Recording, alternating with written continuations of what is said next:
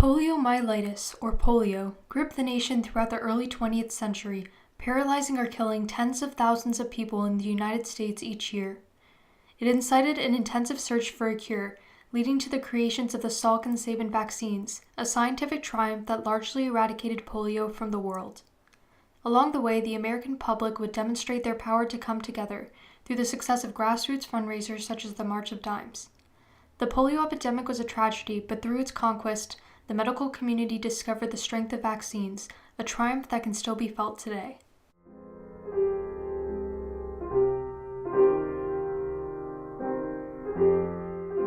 The story of polio predates modern history, with the symptoms of paralysis even depicted in ancient hieroglyphs from Egypt.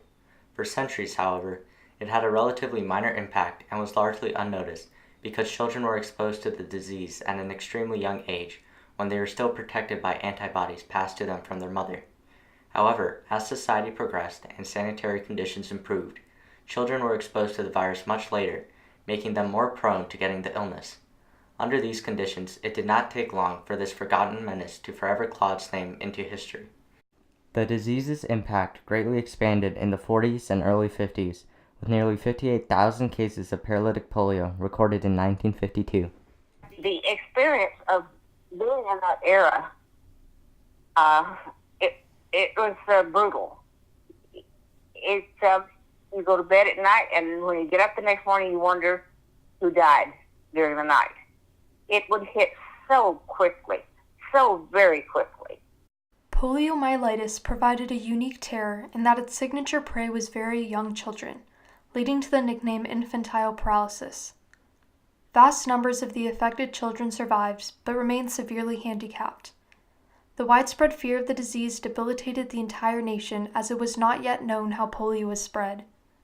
Although some early reports demonstrated that polio could equally affect urban and rural communities, rich and poor, they received little credit as the American public largely believed polio to be a disease that stemmed from minority populations and the disadvantaged.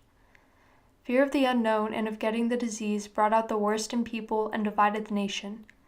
Neighbors blamed neighbors for transmitting the illness, and suburbs and rural towns focused their blame on the cities.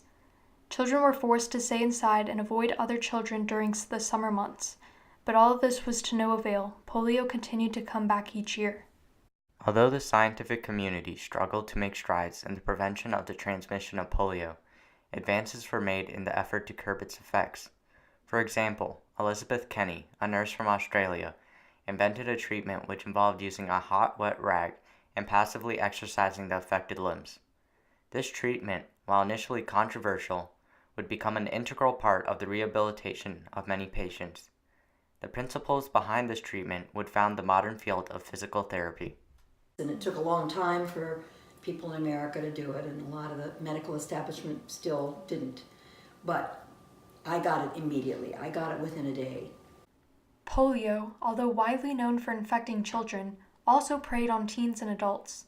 Franklin Delano Roosevelt was one such case, as he contracted polio in 1921 at the age of 39. Although he largely concealed the degree of his disability, he was open about having the disease. His stature allowed him to rally Americans behind the search for a solution. One of the things that actually brought a lot of attention to polio is the fact that one of our presidents, Franklin Delano Roosevelt, had polio. And so that kind of gave it kind of like a face, and people could see based on his physical condition, and he actually only had relatively mild polio compared to some of the people, that polio was a significant issue. Roosevelt's personal affliction inspired him to open a polio rehabilitation clinic in Warm Springs, Georgia. More efforts were also put into research on surviving and preventing the disease. This led to several scientific breakthroughs, such as the discovery of the various strains of the polio virus and the development of the iron lung. Many of these children, because polio causes damage to your muscles, they would end up becoming so weak with their muscles that control breathing that they couldn't breathe. And at that time, they didn't have what we now call ventilators. So they created a contraption known as an iron lung, and you would have to sit or lay inside of it and it would, by suction, pull your chest out and push it back in and out so you could breathe. Roosevelt, with the help of a friend, Basil O'Connor, founded the National Foundation for Infantile Paralysis, known now as the March of Dimes. This organization proved to be an extremely successful grassroots fundraiser, as thousands of people mailed cards and letters, each containing merely dimes, to the White House. It mobilized the nation to help and support polio victims. The press called it a silver tide which actually swamped the White House. Despite the financial support from the public and ongoing efforts, a cure was not in sight. Patients remained in iron lungs for extremely long periods of time and required continued care by several healthcare professionals. In addition to the physical burden of the disease, polio had a significant economic impact. The rehabilitation field, along with the need for more treatment centers, was growing. Many hospitals built additional buildings and swimming pools to help with the recovery for polio patients. Tragically, Roosevelt died before any solution was possible. 2 years after Roosevelt's death, in 1949, John Enders, a biomedical scientist, and his group developed a method of using tissue cultures to grow the virus. This method led Dr. Jonas Salk, a young but brilliant scientist from the University of Pittsburgh, to develop an inactivated or killed polio vaccine in 1953. Salk almost immediately became a national hero and celebrity. In 1954, nearly 2 million children successfully participated in field trials of his vaccine. This was one of the greatest scientific triumphs of the 20th century. Unfortunately, in April of 1955, over 200,000 children received a polio vaccine that was defective due to a manufacturing error at Cutter Laboratories. The faulty vaccine caused about 40,000 cases of polio and left 200 children paralyzed and 10 dead.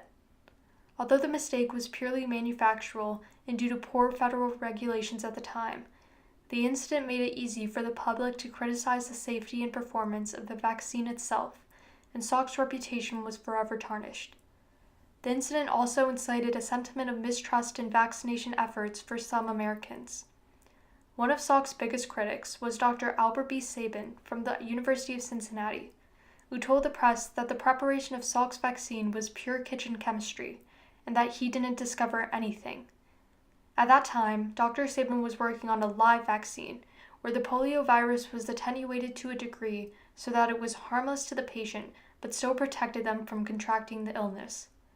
The incident with the defective Salk vaccine made many believe that Dr. Sabin's oral vaccine would be the best option. Dr. Sabin developed an effective oral vaccine that did not require syringes or trained medical personnel to administer. He first tested the vaccine on himself and his family and conducted field trials, first on prisoners who volunteered to take part in the experiment, and then on millions of people in the Soviet Union in 1958 and 1959. The trials proved the vaccine to be widely successful, and the Sabin vaccine replaced the Salk vaccine in 1962. Although the relationship between the two men was bitter and sometimes brutal, their competition was ultimately a triumph for Americans, as there are now 2 effective vaccines on the market that would help eradicate polio in the U.S. Although a solution for the transmission of polio was created, a cure for the remaining symptoms has never been found. Polio survivors were left with disabilities, unable to move with the vigor they once had. Many of these people would go on to accomplish great things, but together they would accomplish one of the greatest feats of all, to thrive despite the crushing disability they had been given. My takeaway has always been, use what you have, deal with the rest, don't be sorry for yourself, just do the best you can with the muscles that you have. And I think because I've lived that way, I've been able to do a lot. Through the mobilization of the public and the tireless work of many scientists, the once ever-present polio has largely been defeated. Through its conquest, the medical community has learned about the effectiveness and power of vaccines.